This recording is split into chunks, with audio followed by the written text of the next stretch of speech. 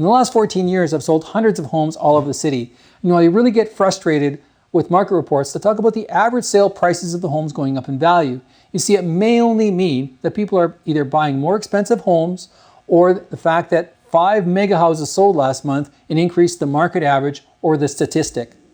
That's why I created this special report where I talk about the average sales price per square foot. To see if the average sale price per square foot goes up in value, that means people are paying more for houses.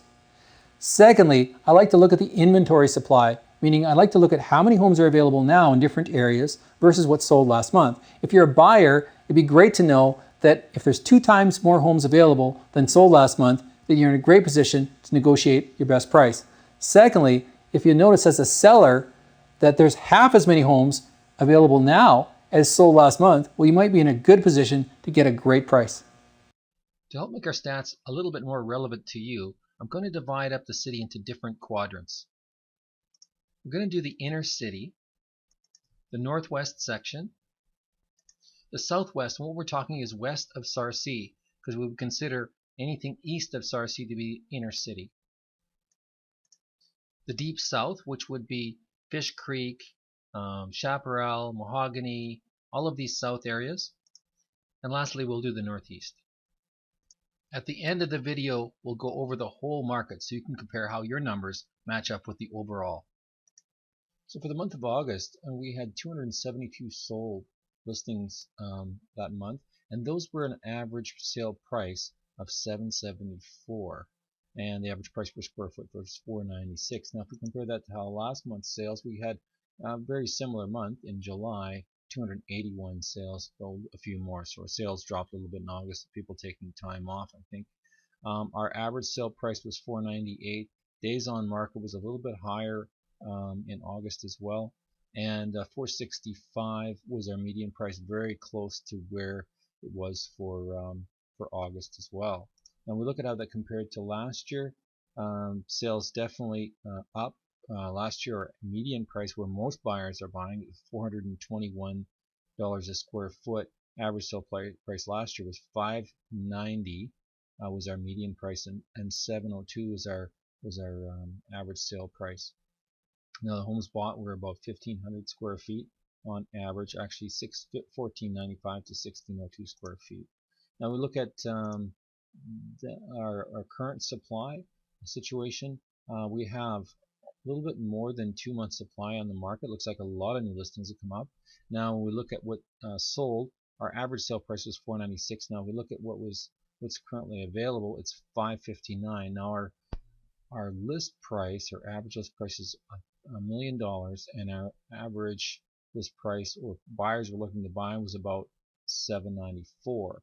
So that tells you that these prices, what's left on the market, is predominantly on the higher end of properties, and it's higher, more square footage. It's also bigger too.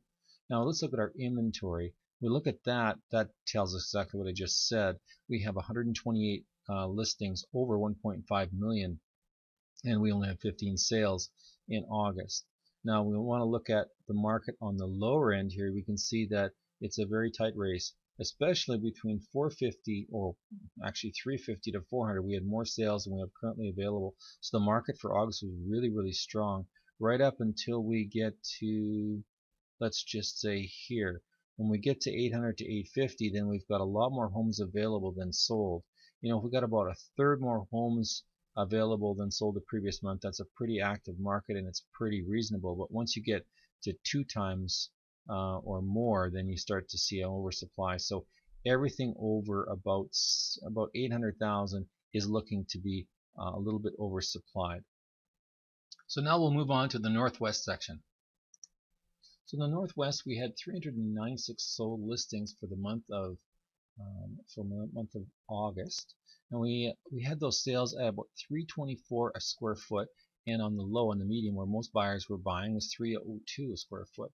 They were buying, most of the buyers were at about $480,000, and homes were listed at $484.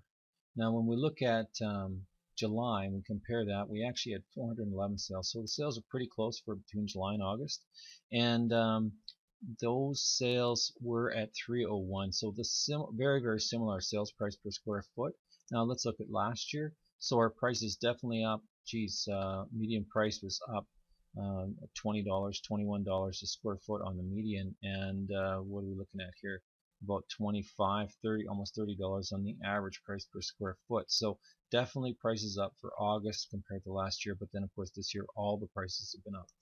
Now we look at what our inventory supply is and compare that to last year. We can see our last month we've got 674 listings currently available, about a third more than sold last month. So the inventory is actually in really kind of good shape there. And the price per square foot is between 313 and 344, which looks like it's a little bit above where everything else is at. So there's going to be some sales here because this median price is still 313 and the average price was 324, which means that we're still going to get some good sales happening in September if the buyers stay there.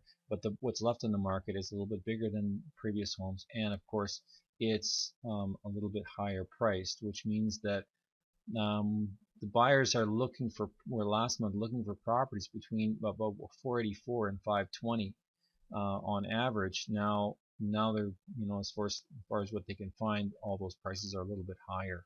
Now we look at what's available as inventory. We can see that in this a couple of price groups here, we got 25 sales in between 300 and 350, and we have 9 available. That means that really the houses in this price group sell really quick. If you're a buyer looking in this price range, you need to act fast. Same with 300 to 350 to 400, and I'm going to say same with 450 to 400 to 450. This group here, all of this all the way up until we get to 600 to 650. Now that group is a little bit of a, that's quite a bit of a gap, and these groups here, there's not that many available, so it looks like here that's about a third more than was available. So it means that once you jump over the 600,000 or $550,000 line, then we get some bigger gaps here, as far as meaning there's more homes available than sold the previous month. And of course on the high end, no sales over 1.5 million, 7 listings. We've got no sales, well, we've got no sales until we hit 1.2. So anybody's got a home in the higher end in the Northwest is going to have some trouble getting that sold. Now we're going to move to the southwest section. We're talking west of Sarcee, Aspen, these areas, Signal Hill, and so forth. Moving along to the southwest, 71 sold listings in the month of August, and they were priced at $331 and to $352 a square foot. Now, when we look at how that compared to the previous month, we had a little bit higher pricing in July than we do in August down in the southwest there. So when we look at that area, we got and actually the sales were about the same time frame too. So the sales are about the same as they were the previous month, and actually the average sale prices were a little bit higher last month in the month of July than they were in August. Now we want to compare that to last year, 91 sales in that month as well, and when we look at, we had a high sale actually, was last month was 2.2. Our high sale in the previous month was 2.4. So that might have contributed to our average sale price being a little bit higher here. But these numbers often go in reverse when you look at the average, and the median prices here were 700 for this last month and 728 for the last month. So it wouldn't really have increased the median price that much. Now we look at the previous year, 308 was our average or median price, was where most of the heavy buying is, and 323 was our average sale price. So prices are definitely up from where they were, that's for sure. Now we look at the inventory supply up there, 255 active listings, and those listings are priced at anywhere from 405 to 715 a square foot. Now the buyers were looking for homes that were priced between 336 and 358. So when you look at from that perspective, you have to remember that, and also the price point. The price point where we got homes available is 959 to 1.2 million, where buyers are really looking for homes that are 709 to 797. So that gives you an idea of just where the market's at. There's a lot of homes available on the market. They're just way ahead of where the buyers are really looking to buy homes. Now when you look at what's really happening as far as inventory, this is probably a pretty good indicator here. We had 3 sales over 1.5 million. We have 58 available. So the market is really, really oversupplied on the top end. And then when you get down on the lower end of things, you'll find that it's very, very close. A little surprised at 550 to 600 being, 16 available and 4 sales. But when you look at 600 to 650, it's a very, very close race here. And then when you actually get on the higher end, we start to see that there's a lot more available than there are buyers. And now we'll move to the Deep South. Evergreen, Silverado, Cranston, Mackenzie-Town, all these south areas. Okay, so 396 sold listings for the month of August, and they sold in an average of about 29 days, and they were sold, the highest sales group was 280 a square foot, and then that's the majority, and then of course our average was 299. Now buyers were buying homes at about 1,600 square feet. Now we look at July, how that compared to, we actually had more sales, almost 60 sales more in July than we actually had in August, so that's definitely a big change. And the prices actually in August were a little bit higher. So I think that this high-end sale probably could have changed our average price per square foot, because it sold for $637, clearly $100 a square foot higher than the highest sale the previous month. So that probably skews our numbers a little bit. Now when we look at how that compared to last year, 399 sales last year, and those are priced between 263 and 278, and also we had a high sale of 2.3 million, which didn't increase the market average all that much. So that tells you that the market is definitely up compared to last year for the same month. Now we look at our inventory supply, we can see that we have 715 listings available, a little bit less than 2 months supply, and the pricing on that is $298 to $325 a square foot. And the buyers were looking to buy homes anywhere from $469 to $496, and what's currently available is priced higher than that.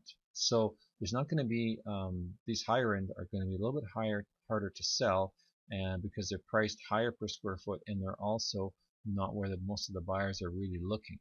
And they're also bigger homes, of course, 1872 square feet for the median, where the buyers are really buying 1665.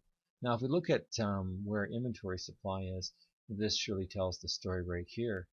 So this is where the buyers were at. The buyers were 300 to 350, 350 to 400, and there's more that's sold last month than there is currently available. So any of the listings are really, really selling quickly. And I would say that up to 450 they're selling quickly too. But then 450 to 500, here's where you got double the inventory than what's available, and in every category you've got that happening. So you got a really market that's really up to about 450. That's where it's really hot, and then beyond that, it's really not. That's basically where we're at with the South. And next we'll look at the northeast section of the city. Okay, so for the northeast we had 270 sold listings, and they were priced between $299 a square foot and $302, but the median was the largest sale group at $299 a square foot.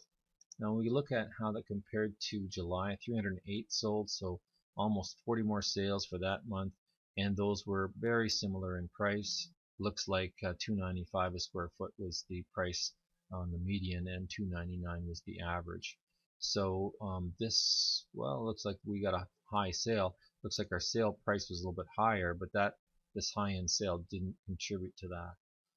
Now we look at compared to last year, 270 sales in the same month. It's pretty crazy that there was exactly the same amount of sales, but those sales were $270 a square foot on average, and $270 for the median, so exact matching numbers there. Now we look at our inventory supply. We have almost 2 months supply there, and that supply is priced at $317 to $320 a square foot. The buyers are really looking at $306 to $309, and they're looking to buy homes that are priced between $372 and $374. Wow, that's tight. And where the active listings are $379 to $397. So it looks like this market here they're asking a little bit more for the same size of homes, but they're fairly close in their asking price, which means that there's going to be still a fair amount of active sales up there. It's going to remain pretty strong. Now we look at the inventory supply, it's pretty tight. I would say that this is pretty good market. Of course, if you're looking for a house up to 200 or up to 250, like an attached or something like that, you better make your decisions quickly. There's not much available there. But and even when you go up to, I would say 300, there's still not that much there. And then when we get to, well, even up to 400, it's pretty tight. And then after that, there's an oversupply situation.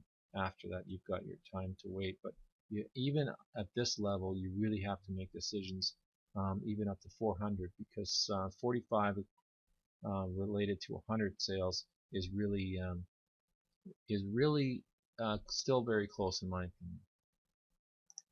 Okay, so looking at our overall market, if we want to compare it to last year, last year we actually sold 2,953 homes last year. This year we sold 3,100 homes in August. So it's only less than 50 homes that were more than the previous year. So it doesn't really indicate the prices are a lot higher. It could be because of inventory supply on the lower end is what's holding back this big increase in sales that we could be having. Now we have inventory of 8,500 listings last year. This year now we've got 9,000 listings.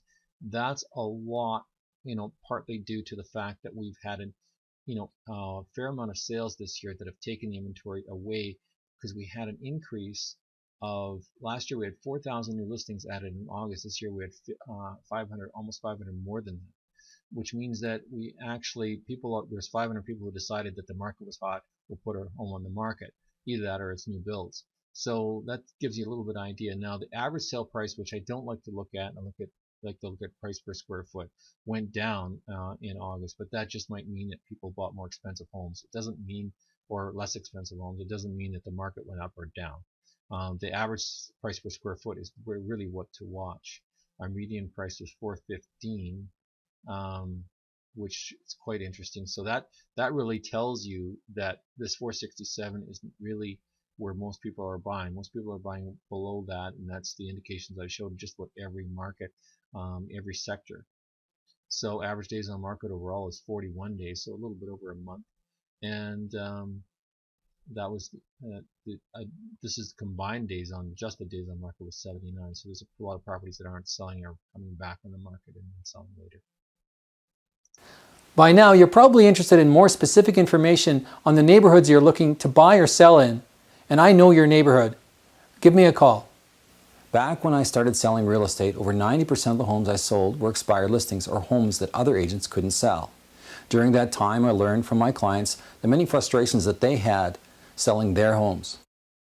Yeah, we had the home about, twice with some other agencies, and they couldn't sell the house. We don't know why. It's a beautiful house. There was not any interest shown at all in our home by anybody that came and viewed it.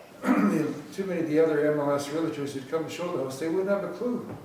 We didn't get any feedback on our showing. Last time our house was in the market about 3 months, and we never got any offers. It's for these reasons I have a very detailed approach on the way I sell my clients' homes. But here's what my clients had to say. We had our house on the market last year for about 6 months, right, Bruce? Correct. And it's a high-end house. It's across the street from the park. It was listed at $1,299,000, and we just really didn't get any offers or any traction on the house, and we couldn't figure out why. Our realtor was really good, really nice guy, but we were asking him for more of a marketing plan for the house, and it just didn't seem to come. So in August, we took the house off the market, and we decided to relist the house in January, yeah. And at that point in time, I remember seeing a brochure that Trent had done up, and that brochure from his company explained how he used video from a marketing perspective and all these other marketing techniques to actually move your house on the market. And we were really impressed with it, so we gave him a call, and Trent came in, and after we had a short conversation with him, we interviewed 3 other realtors, by the way, and none of them had the marketing strategy that Trent has. So Bruce and I decided, okay, let's take a chance with Trent for 90 days, see what happens. We listed it for the same amount of money, $1,299,000.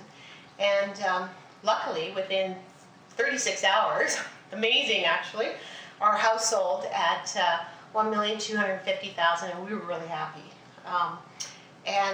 When we were interviewing the buyers, they actually shared with us that they saw our house on the market last year, and they looked at the photographs that were on the MLS, but it didn't really tweak their interest, so they just passed it by. They didn't come up to see the house, and they don't live far away. They're only a few blocks away, but nevertheless, they turned it down. And then when they saw Trent's video, they were really excited, and they said, we got to have a look at this house. And they came up, and they were the ones who made the offer and bought the house. So we're really happy for both Claudia and her husband, and for us to have moved this house so quickly. So thank you, Trent. Job well done, very professional. We had our home listed for 4 months in the fall, and it just didn't sell. We had a little interest at first, but then it just died down. After the new year, we got some information in the mail from Trent, and he was able to show us the advantages of video marketing, and he showed off our home to its best advantage. You know, it's not a show home, it's not a new home, but it's a comfortable home. And he was able to show that and get that information out to lots of people. And we had so many showings. We had, 1 or 2 showings a day. Some days we had so many showings we weren't even able to come home for meals. There was that much interest in our home. Another thing Trent was able to show us was that the market was actually good in November when we had our home listed before, and that was when there was no interest shown in ours. And there were homes selling in this neighborhood for actually less than what we got for ours just this past week. We sold it in about 4 weeks with Trent, and we're really excited to be, we got a price that we're happy with, and moving on. This is just 2 examples, but in 13 years of marketing homes, I've got hundreds of examples of turnaround situations. High and low-end homes, fixer-uppers, show homes. I've marketed a home just like yours. So call me today for a low-pressure interview to discuss the sale of your home.